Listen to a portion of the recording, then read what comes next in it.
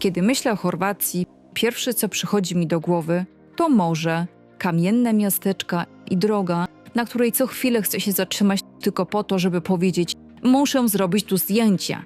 Ale Krk dorzuca do tego jeszcze jeden składnik – zaskoczenie. Bo to nie jest wyspa, która przez cały czas wygląda tak samo. Jednego dnia spaceruję po uliczkach pamiętających więcej historii niż niejeden szkolny podręcznik.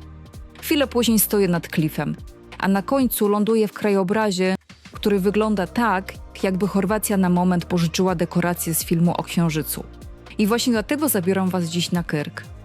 Bez klapek, czyli bez pośpiechu, bez zaliczania wszystkiego i bez udawania, że da się poznać wyspę z poziomu hotelowego leżaka. Pierwsza rzecz, która odróżnia Krk od wielu chorwackich wysp, dzieje się jeszcze przed jej zwiedzaniem. Nie trzeba tu wsiadać na prom. Na wyspę wjeżdżamy mostem. Niby tylko most, a jednak dla mnie to trochę jak symbol tej wyspy. Łatwo tu dotrzeć, ale trudno się nie zatrzymać. Już sam wjazd daje pierwszą podpowiedź, że Krk będzie pełen kontrastów. Z jednej strony surowe skały, z drugiej woda tak niebieska, że człowiek odruchowo sprawdza, czy przypadkiem kamera nie przesadziła z nasyceniem kolorów. Nie przesadziła. Pierwszy przystanek to miasto Krk, stolica wyspy, ale bez zadęcia wielkiego miasta. Jest port, to są mury, są kamienne zaułki i jest ten przyjemny chaos, w którym można skręcić dowolną uliczkę i za chwilę znaleźć mały plac, restaurację albo kota, który wygląda, jakby był burmistrzem całej dzielnicy. Lubię takie miejsca, bo one nie wymagają wielkiego planu. Wystarczy chodzić, powoli, czasem nawet bez celu. W mieście Krk najlepiej odłożyć mapę, bo i tak za chwilę przestanie być potrzebna. Tu nie chodzi o to, żeby odhaczyć 10 punktów w godzinę. Tu chodzi o spacer między murami, o morze widziane na końcu ulicy i o moment, w którym kawa przestaje być kawą, a staje się oficjalnym punktem programu. I bardzo dobrze. Na wakacjach kawa powinna mieć swoje prawa. Później jedziemy do Vrbnika. I tu Krk pokazuje zupełnie inne oblicze. Vrbnik leży wysoko nad morzem, na skalnym klifie. Już z daleka wygląda trochę tak, jakby ktoś postawił kamienne miasteczko w miejscu, w którym rozsądny człowiek powiedziałby: może jednak trochę niżej. Na szczęście nikt się nie przestraszył wysokości, bo efekt jest świetny. Uliczki są tutaj wąskie. Tak wąskie, że w niektórych miejscach człowiek zaczyna się zastanawiać, czy przechodzi przez ulicę, czy właśnie został elementem lokalnej architektury. Ale Vrbnik jest tylko pocztówką. To miejsce, w którym warto się zatrzymać, wejść wyżej i po prostu popatrzeć na Adriatyk. Najlepiej późnym popołudniem, kiedy słońce robi swoje i każdy kamień nagle wygląda jak fragment scenografii. Vrbnik słynie też z wina Żlachtina. I powiem tak, nie trzeba być ekspertem od szczepów, aromatów i nut smakowych, żeby docenić kieliszek lokalnego wina wypity tam, gdzie ono naprawdę powstaje. Ja nie będę tu udawała sommeliera.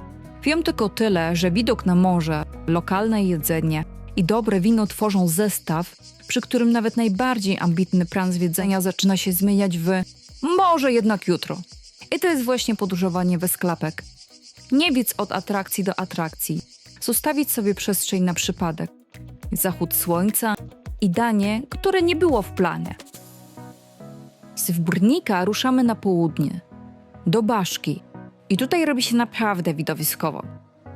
Baszka leży w zatoce otoczonej wysokimi, jasnymi zboczami. Na dole jest długa Vela plaża, turkusowa woda i promenada. A nad tym wszystkim góry, które wyglądają trochę tak, jakby ktoś uznał, że zwykła plaża to za mało i trzeba dodać trochę dramatu. Dodał i wyszło mu bardzo dobrze. Vela plaża ma około 1,8 km długości, więc jest miejscem, w którym każdy znajdzie swój fragment brzegu. Jedni będą się kąpać, inni odpoczywać, a jeszcze inni, jak ja, co kilka minut patrzeć w tę samą stronę, bo widok za każdym razem dogląda odrobinę inaczej. Baszka jest też dobrym miejscem, żeby przypomnieć sobie, że piękna plaża nie zawsze znaczy tylko ręcznik i parasol. Czasem warto spojrzeć na nią z góry. Wystarczy odejść trochę od morza i nagle trafiamy na świat jasnych skał, kamieni i niemal pustej przestrzeni. To jeden z tych momentów, kiedy Krk przestaje przypominać klasyczne wakacje w Chorwacji. Krajobraz z Baszką Jest surowy, otwarty i momentami naprawdę księżycowy. Brakuje tylko małej flagi ubitej w kamienie i komunikatu z ziemi. Czy potwierdzasz lądowanie? Na szlak warto zabrać wodę, nakrycie głowy i porządne buty. To ważne, bo bez klapek brzmi świetnie jako hasło podróżnicze, ale testowanie ostrości chorwackich kamieni gołą stopą nie jest ani odważne, ani romantyczne. Jest po prostu bardzo krótką drogą do zmiany planu dnia.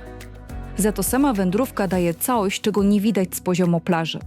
Ogrom przestrzeni, widok na zatokę i świadomość, że kilka minut temu człowiek był nad wodą, a teraz czuje się jak na innej planecie. A skoro już mowa o innych światach, czas zejść pod ziemię. Jaskinia Biserujka jest zupełnym przeciwieństwem otwartych przestrzeni Baszki.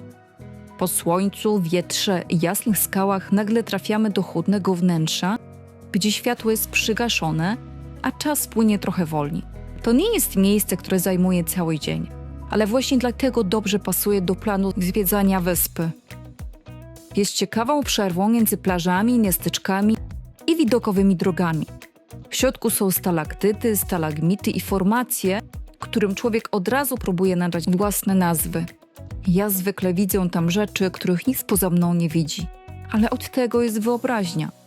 No i trochę za mało snu przed wyjazdem. Na wyspie Kyrk są też miejsca mniej oczywiste. Takie, do których nie trafi się przypadkiem podczas przyjazdu przez wyspę. Stara Baszka i okoliczne zatoki pokazują jej bardziej dziką stronę. Woda jest przejrzysta, skały schodzą niemal prosto do morza, a drogi i ścieżki przypominają, że najładniejsze miejsca czasem wymagają odrobiny wysiłku. Nie zawsze da się podjechać pod samą plażę, rozłożyć ręcznik i udawać, że odkryło się tajemnicę Adriatyku.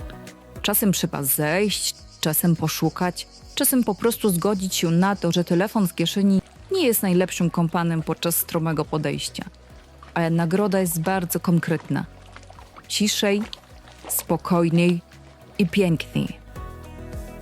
Kyrk nie jest dla mnie wyspą jednego kadru. To miejsce, w którym w ciągu jednego dnia można przyjść przez stare miasto, napić się lokalnego wina wysoko nad morzem, wejść w surowy krajobraz nad Baszką, a później skoczyć do wody w małej zatoce. I chyba właśnie to podoba mi się tutaj najbardziej. Kyrk nie zmusza do jednego rodzaju wakacji. Można odpoczywać, można chodzić, można zwiedzać, można jeść, a najlepiej wszystko po kolei. Bo człowiek nie jest dromem i też czasami potrzebuje naładować baterię. Jeśli szukacie Chorwacji, która potrafi być jednocześnie spokojna, dzika, smaczna i bardzo fotogeniczna, Kyrk zdecydowanie warto wpisać na listę. A jeśli podobała Wam się taka podróż bez klapek, z dala od pośpiechu, ale blisko dobrych widoków, zostawcie subskrypcję. Dzięki temu nie przegapicie kolejnych miejsc, które warto zobaczyć trochę wolniej.